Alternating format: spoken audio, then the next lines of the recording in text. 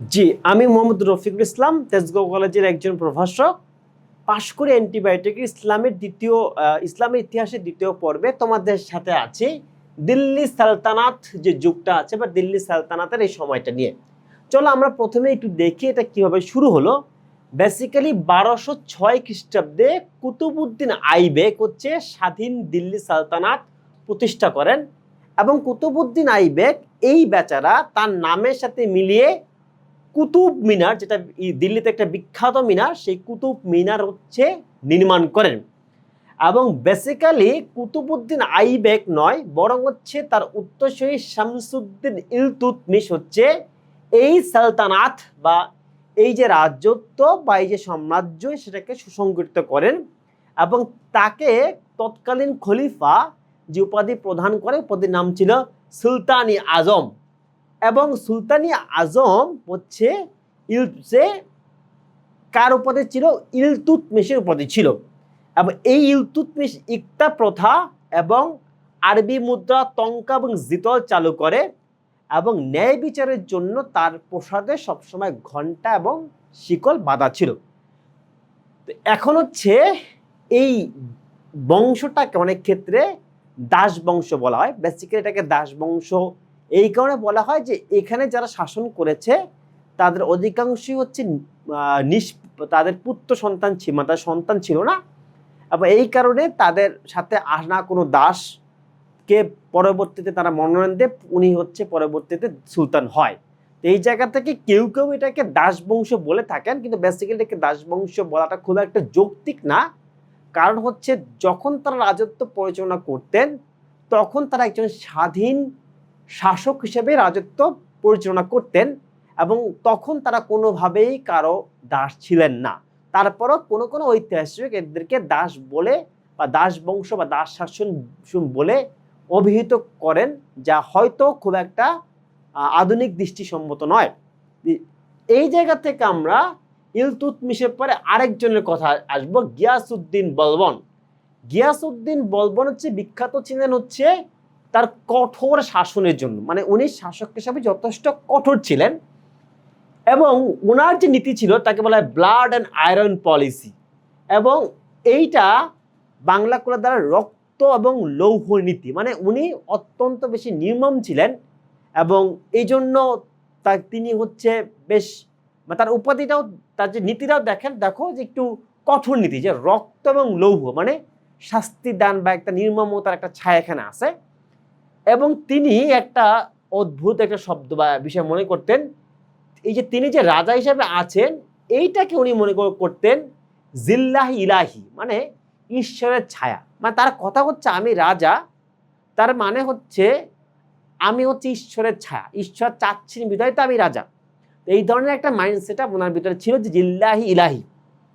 এবং ইলতুৎমিশ একটা 40 চক্র ভেঙে দেয়, যার মাধ্যমে একটা চেক অ্যান্ড ব্যালেন্স, ইলতুৎমিশ হচ্ছে 40 চক্র তৈরি করে যার মাধ্যমে শাসনে একটা চেক অ্যান্ড ব্যালেন্স ছিল। কিন্তু গিয়াসউদ্দিন বলবন হচ্ছে এই 40 চক্রটা ভেঙে দেয় এবং তিনি দরবারের কঠোরতা বজায় রাখার জন্য দুইটা পারস্য রীতি, মানে পার্সিয়ান রীতি বা পার্সিয়ান কালচার বা পার্সিয়ান অ্যাটিটিউড তিনি হচ্ছে অ্যাডপ্ট করেন। একটা হচ্ছে সিজদা, একটা হচ্ছে পাইবস, মানে রাজাকে সিজদা দিতে হবে এবং তার পায়ে চুম্বন করতে হবে বা পদচুম্বন করতে হবে, এরকম দুইটা কঠোর পারস্য নীতি তিনি হচ্ছে তার রাজদরবার ইন্ট্রোডিউস করেন। এবং গিয়াসউদ্দিন বলবনের মতো কঠোর শাসকের আলাপের পরে আমরা চলে যাব খলজি রেভলিউশন বা খলজি বিপ্লব বা খলজি শাসকদের কাছে। খলজি মানে 1290 খ্রিস্টাব্দে জালালউদ্দিন খলজি বেসিক্যালি ক্ষমতা দখল করে। বেসিক্যালি উনি হচ্ছে এই যে দিল্লি সালাতানাত ছিল যাকে কটাক্ষ করে দাস বংশ বলা হয়, এই সালাতানাতকে হচ্ছে হটিয়ে জালালউদ্দিন খলজি হচ্ছে ক্ষমতা দখল করেন।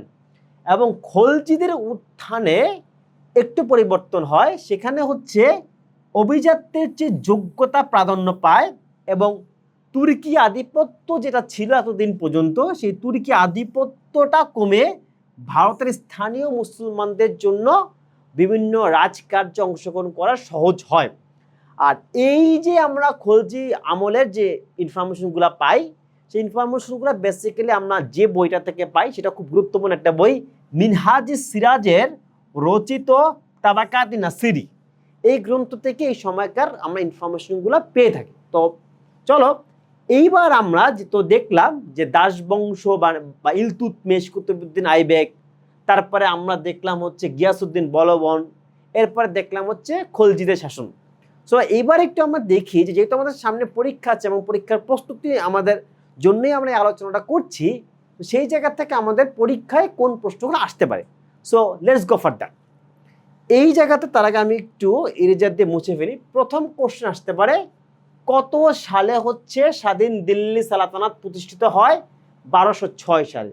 কে করেন? কুতুবউদ্দিন আইবেক করেন। প্রকৃত প্রতিষ্ঠাতা কে? প্রকৃত প্রতিষ্ঠাতা হচ্ছে শামসুদ্দিন ইলতুৎমিশ।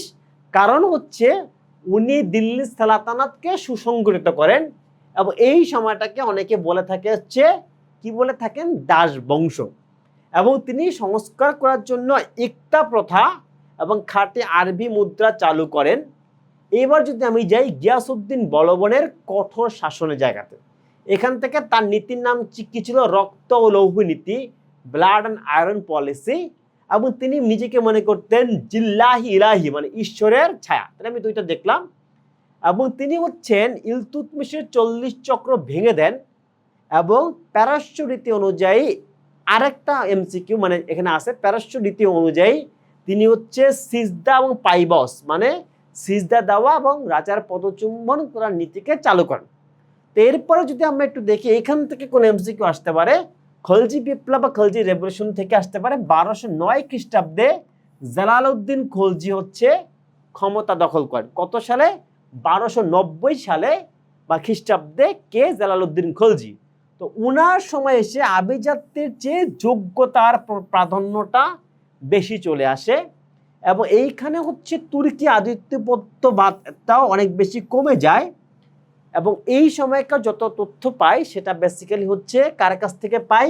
মিনহাজি সিরাজের রচিত তাবাকাত নাসিরি থেকে পাই। তো এই জায়গা থেকে আমরা বেসিক্যালি আমরা দেখলাম আমাদের পরীক্ষায় দিল্লি সালাতানাত যে যুগটা আছে, সেই দিল্লি সালাতানাত যুগ থেকে হচ্ছে আমরা একটু আলাপ করলাম প্রথমে, এরপরে আমরা একটু দেখলাম যে কোন কোন এমসিকিউগুলো আমাদের পরীক্ষায় চলে আসতে পারে।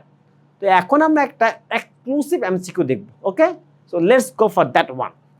তো এটা হচ্ছে যে দিল্লি সালাতানাতের কোন সুলতান বন্দিগানি চেহেলগান বা 40 চক্র গঠন করেছিল? মাথায় রাখতে হবে। ভেঙে দিয়েছিল কে? এটা একটু আমরা দেখি। ভেঙে দিয়েছিল কে? ভেঙে দিয়েছিল গিয়াসউদ্দিন বলবন। তাহলে গঠন করেছিল কে? ইলতুৎমিশ। তাহলে গঠন করেছিল কে? গঠন করেছিল শামসুদ্দিন ইলতুৎমিশ, কিন্তু ভেঙে দিয়েছিল কে? গিয়াসউদ্দিন বলবান। এখানে যদি একটু ব্যাখ্যাটা দেখি, বেসিক্যালি ইলতুৎমিশ সাম্রাজ্য পরিচালনার জন্য বিশ্বস্ত 40 জন তুর্কি দাসের সমন্বয়ে একটা শক্তিশালী অভিজাত পরিষদ গঠন করেন। এটাকে বলা হয় 40 চক্র, মানে অথবা এটাকে আমরা যদি এই ভাষায় বলি বন্দিকানি চেহেলগান। এই বন্দিকানি চেহেলগানটা গঠন করে কে? বেসিক্যালি ইলতুৎমিশ। কিন্তু ভেঙে দেয় কে?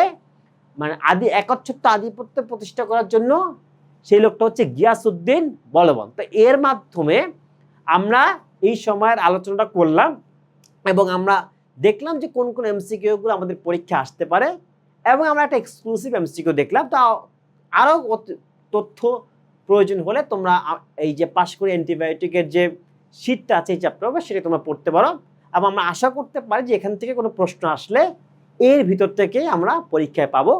তো সবার জন্য শুভকামনা।